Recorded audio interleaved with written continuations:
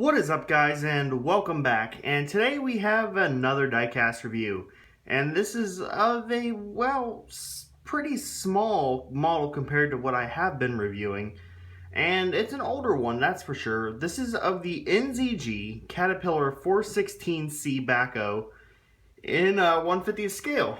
This model was made in the 90s. Actually, it does say on the bottom 1997, made in Germany. And there's the underneath details, and as you can tell already, there is no steering on this. Pretty cool model. This is actually one of the few, if not the only open cab backhoe that has been made. There probably has been another one, but this is the more common one, and this is more of a I imagine this more of as a pipeline machine, you know, stuff that I'd name off a company that's around here, like Miller Pipeline, you know, that gas pipe installation companies use, because typically they are open cab. But without further ado, let's get started. We're going to start off on the front of it. It is a single cylinder front loader, and that's the main reason that I got this model. I did get it used, as you can tell by the paint chips and some of the decaling being a little bit messed up.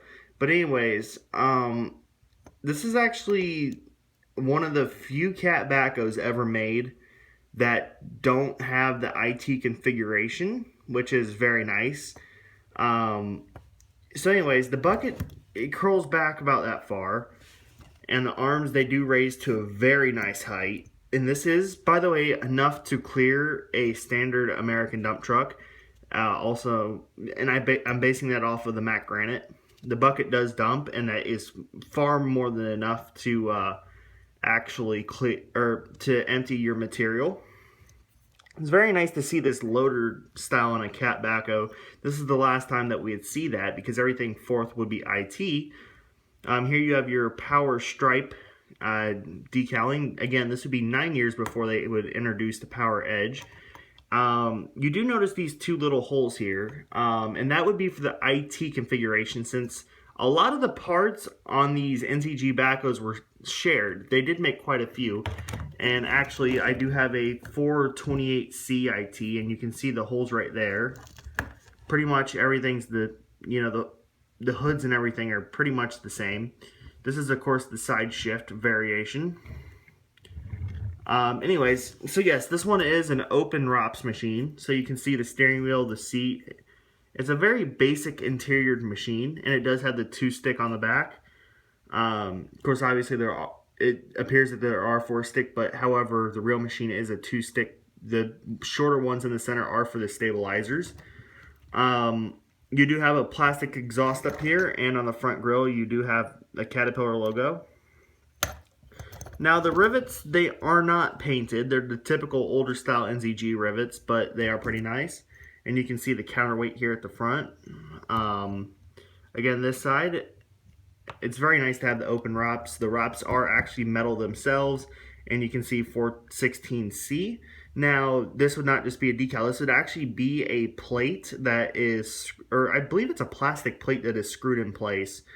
Up here, like there's an actual indent for a plastic plate that says 416C. Anyways, the stabilizers are very short, and by the way, there is some anti-slip texturing up here on the fuel tank. The stabilizers are short, and they do not touch the ground. As you can see, this is as low as they go.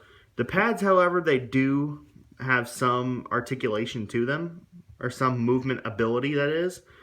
And they are bent here to clear the wheel.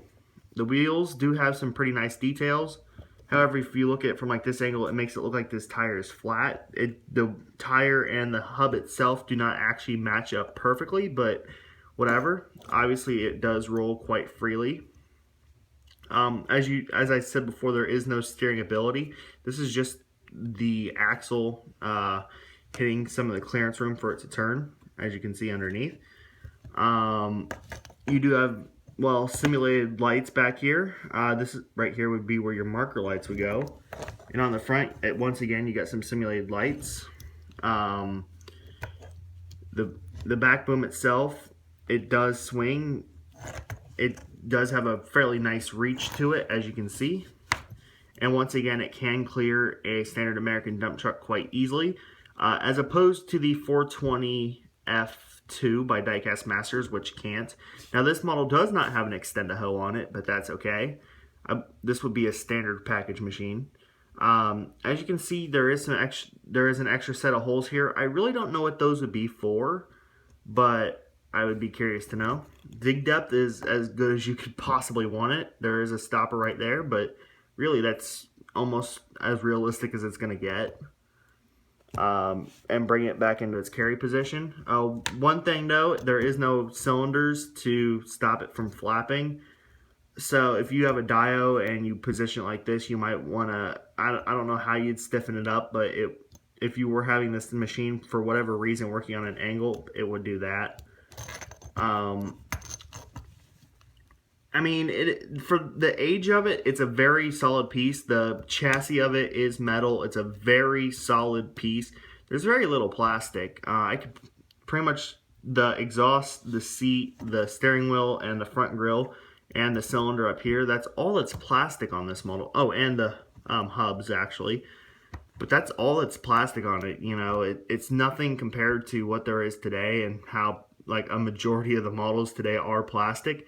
And for a Cat backhoe, considering its age, it's a very nice piece, very solid, and I mean, it is a little bit more on the expensive side. I mean, you can get a Cat backhoe today for relatively cheap.